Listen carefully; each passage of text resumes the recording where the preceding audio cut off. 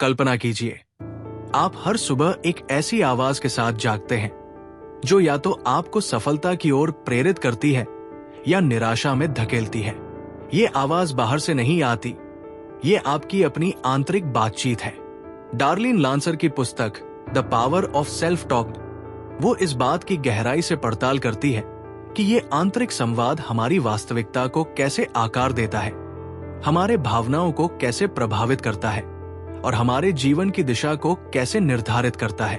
आइए हम लांसर के कार्यों से मिले गहन अंतर्दृष्टि का अन्वेषण करें और जानें कि अपने सेल्फ टॉक में महारत हासिल करके हम अपने जीवन को कैसे बदल सकते हैं। सेल्फ टॉक क्या है? सेल्फ टॉक हमारे मन में लगातार चलने वाले विचारों की धारा है। ये सकारात्मक पुष्टि हो सकते हैं जो हमारे आत्मविश्वास को बढ़ाते हैं, या नकारात्मक आलोचनाएं जो हमारे आत्ममूल्य को कम करती है। लांसर इस बात पर जोर देती है कि इस आंतरिक संवाद के प्रति जागरूक होना इसकी शक्ति को समझने की दिशा में पहला कदम है। अपने सेल्फ टॉक की प्रकृति को पहचान कर हम इसके प्रभाव को समझ सकते हैं और इसे नियंत्रित करना सीख सकते हैं। सेल्फ टॉक का प्रभाव: हमारा आंतरिक संवाद हमारे मानसिक और शारीरिक स्वास्थ्य दोनों पर गहरा प्रभाव डालता है।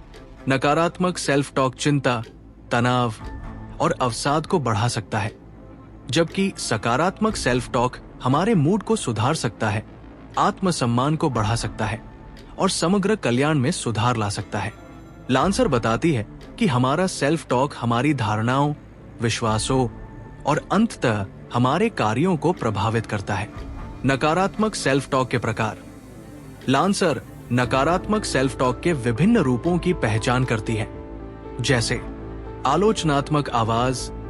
ये वो आंतरिक आलोचक है जो हमें लगातार हमारी कमियों और गलतियों के लिए दोषी ठहराता है।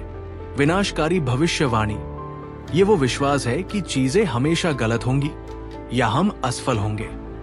पूर्णतावाद: ये वो सोच है कि हमें हर समय पूर्ण होना चाहिए और किसी भी गलती को अस्वीकार्य मानना। नकारात्मक सेल्फ टॉक के प्रभाव: नकारात्मक सेल्फ टॉक हमारे आत्मसम्मान को कम करता है, हमारी प्रेरणा को घटाता है और हमें अवसरों से दूर रखता है।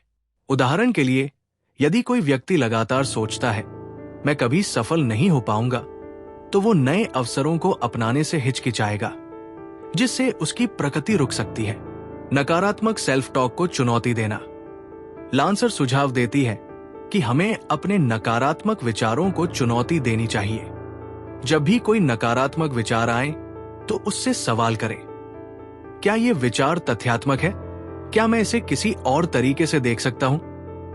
क्या मैं अपने सबसे अच्छे दोस्त से ऐसा कहूंगा?